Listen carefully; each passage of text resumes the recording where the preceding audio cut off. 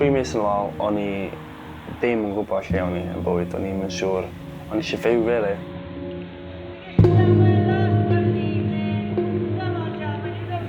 O'n i'm yn gallu meddwl am purpose i fi fyw, o'n i'm yn gwybod be dwi am wneud fory. O'n i'm efo routine bywyd, o'n i'm efo byd. Full to the brim of fake confidence yn Saesneg, o'n i'n deud yn pen fi. O'n i'n fed up o bob dim a ges i phone call.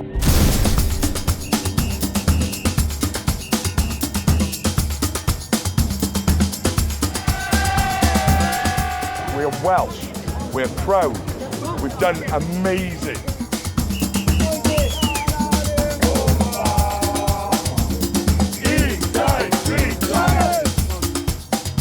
Croeso, Dragons and Warriors all, welcome to Wales!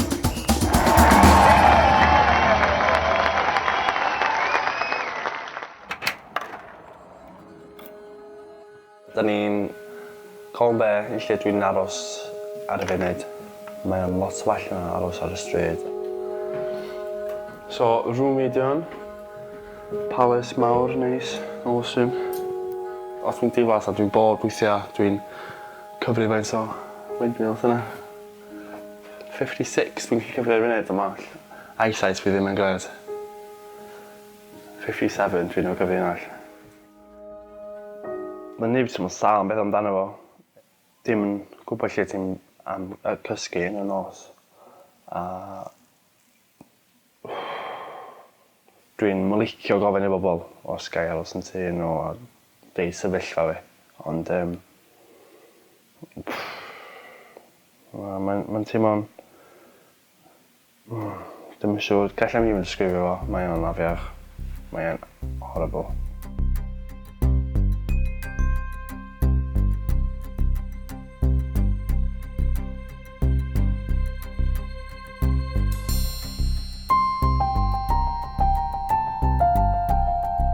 Da ni yma wan yn Dragons Park, lle mae y tîm Cymru yn treinio. I fi cael kits ni, cael numbers ni.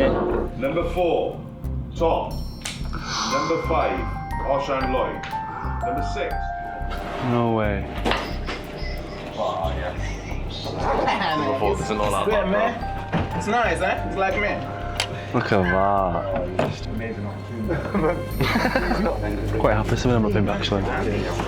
Edrych y smart yn ni. Wow. What's your size? Oh, size of you? 8? Oh, 10B, bro. Give me this. What? Gen I pili palad yn bol fi? Can I give you this one? Go iawn. Byddai'n gwisgo hwnna fo mis. Chwarae Cymru. So mae Kerry, y director o Street Football Wales, wedi siarad efo ni bore yma. Yn jyst yn trio prepario ni really i beth sy'n ddod, beth sy'n digwydd. Yn teimlo fatha dwi ran o'r tîm a ran o'r teulu really. A i fod yn onast efo chdi, meddwl amdan mis o wan, bydd y World Cup yn dechrau. Mae'n jyst yn teimlo mwy real, mwy... scary really, ond mae'n scary da.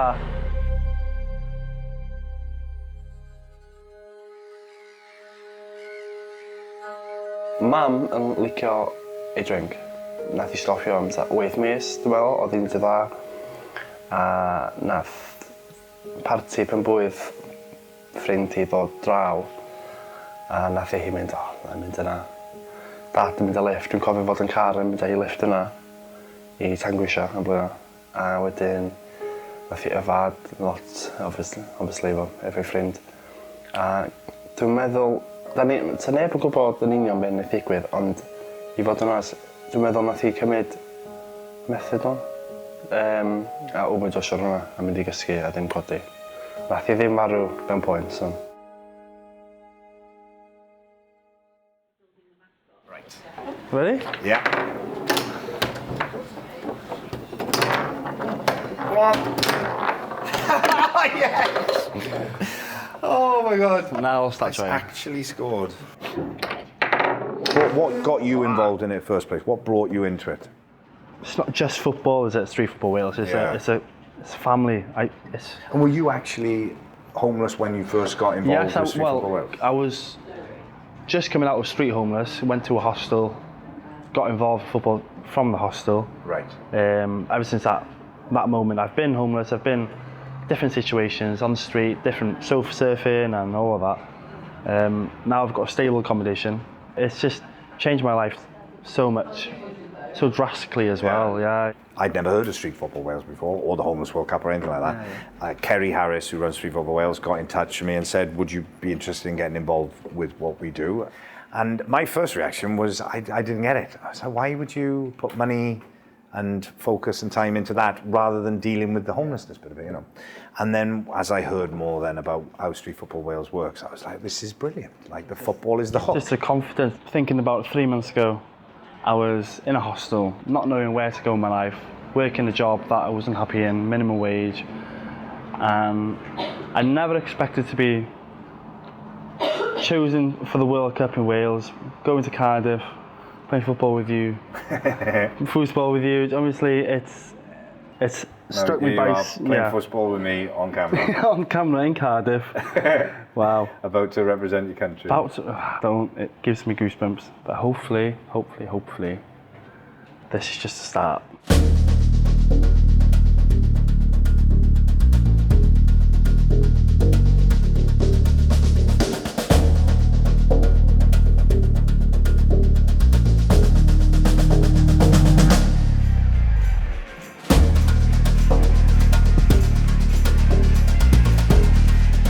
Diwrnod cyntaf World Cup, gaethon ni open ceremony, a oedd hwnna'n briliant. Y peth o'r dwi roed yn gwneud yn bywyd fi, cyrraedd o Principality I Byw Park. Yn cyrraedd efo Michael Sheen hefyd, oedd o'n briliant, canu, chantio, bod dim.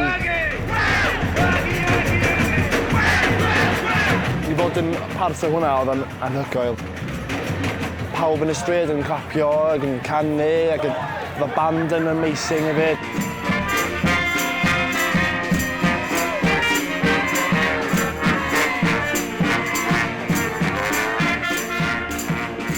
Nathon ni canu'r anthem, o'n i'n emotional, o'n i'n cael o fi'n pwmpio.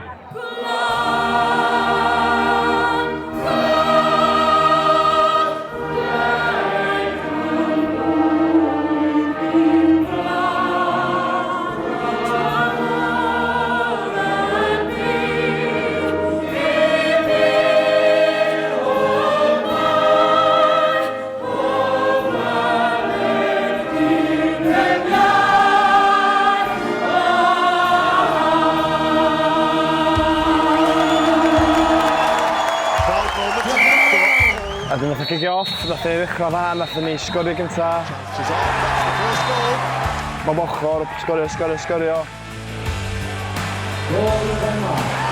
Nath ni endio fyny, oedd o'n 5-2. A nath ni dod yn ôl.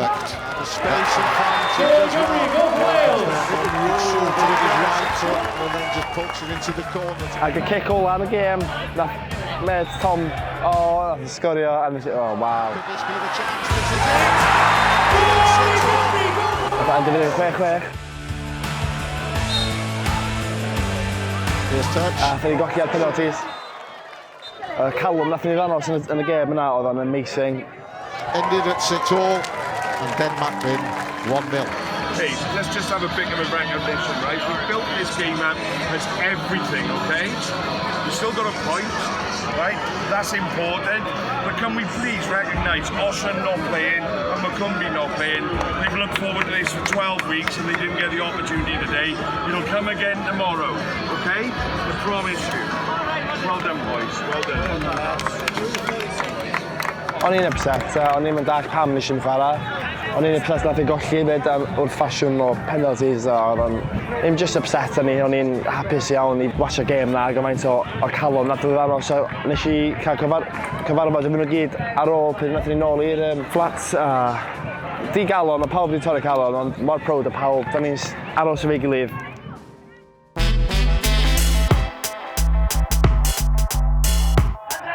So, wrth yn gweld llawn bobl yma, mae yna pitch 2 fyma, fan yma'r cameras I gyd. Yr un peth fyma, pitch 3.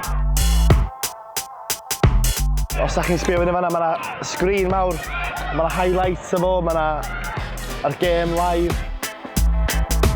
fan'na lle mae cerddoriaeth yn live. Dwi wrth y modd. Cerdded am y rownd fan'na trwy dydd wrth y modd fan fy gyd.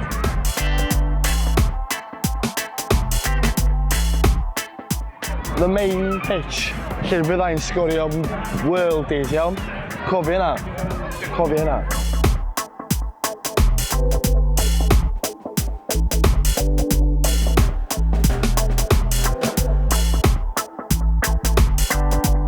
Nathon ni chwarae Mexico, reigning champions, defending champions o'r hwn.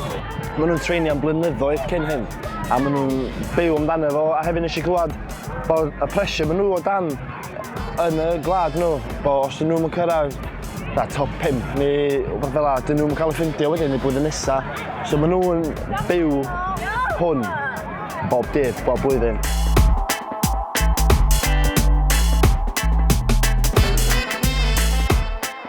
You were right, yeah? Is it bad?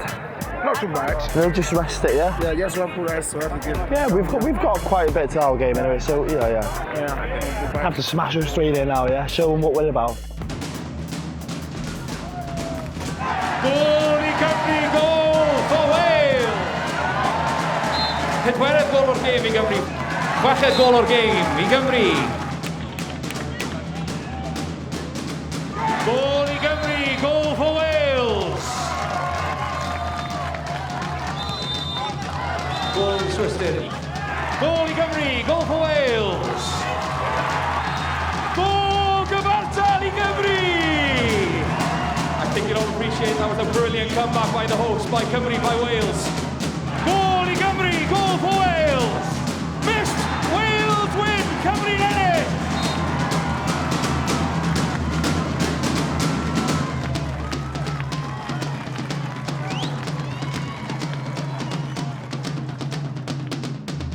Get the ball in our half, keep the ball, be patient. You've done fantastic so far. Let's not let ourselves down. Come on, boys. This is it. This is the last game of the group, guys. It's your destiny. It's up to you. It's up to you. Come on. 1, 2, 3, Dragons! Da ni'n chwarae Cambodia, fo Game gynta, a pitch 1, a dwi wedi cael gofyn i dysgu Cambodia team i siarad Cymraeg.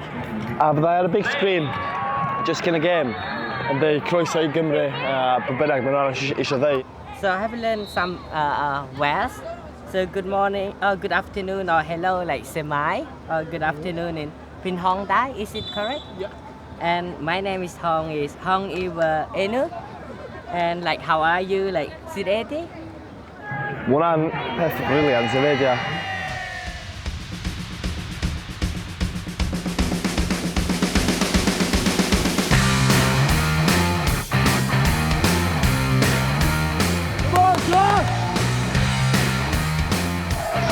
No tricks until we're 3 ahead.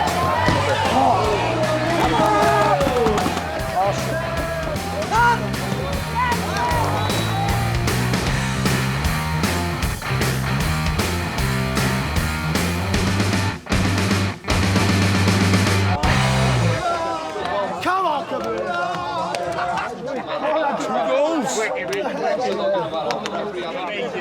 I have to think about this when I get back because I've been going a long time, right?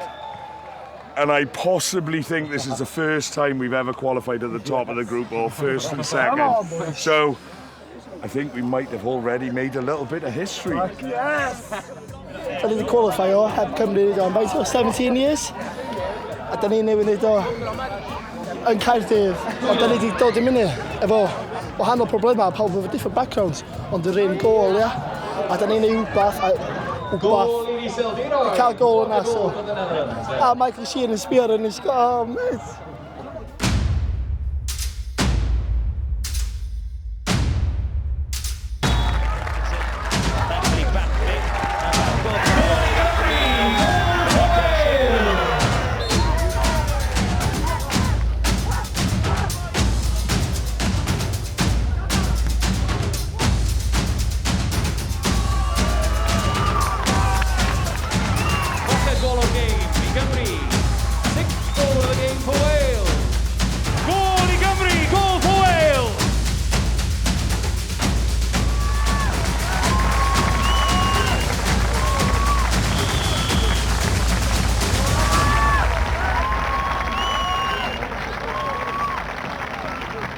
I think what might have just happened is we might have just qualified for the second cup. Yeah. Ooh.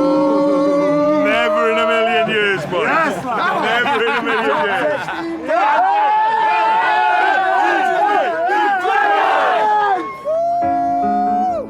Sarkins, neu cyn I ni ddechrau trio cyrraedd 25th. Hwna di agorad yr un roed I wneud yn 17 years. Oh my god.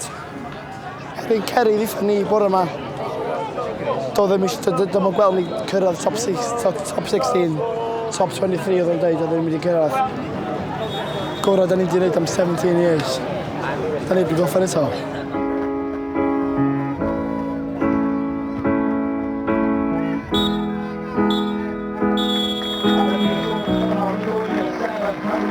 Ddechrau fwy, nath ni gyrraedd quarter-finals o'r second tier cup.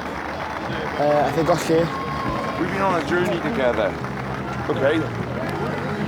Every single one of you has been incredible. From the start of this until when you joined the team or whatever, you've been amazing. I am so proud of every single one of you. You were in the top 16 in the world. Never been near. 25. We finished 25. That was our best ever performance. And that was a great team with great individuals. You are insanely good. You brought me into this second cup. I've never been here before. You did that, not me. I wanted to lose the other day and have a right old easy ride in the third cup and go, maybe win a cup. Allan o'r 51 o gwledydd, gorau mae Cymru wedi roed I wneud am 17 mlwyddyn, by a mile. I'm proud of myself. I'm going to push it. I'm going to go for that second cup. And you did. And you got there. You all deserve to go down as the best team we've ever had. Dwi'n eisiau gadael. Dwi'n eisiau gadael. Mae wedi bod yn anhygoel i'r crowd, i'r chwarae'r gemau, i'r fobl, i'r experience I gyd. Mae wedi bod yn gwych. A na I gofio fam rest y bywyd fi. A gobeithio hwn di dechrau journey fi.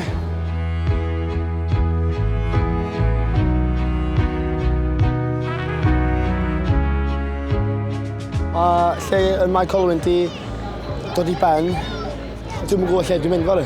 Dwi'm yn siŵr be fydda'n neud fory, ond fory dwi'n newydd. So, na I holi heddiw.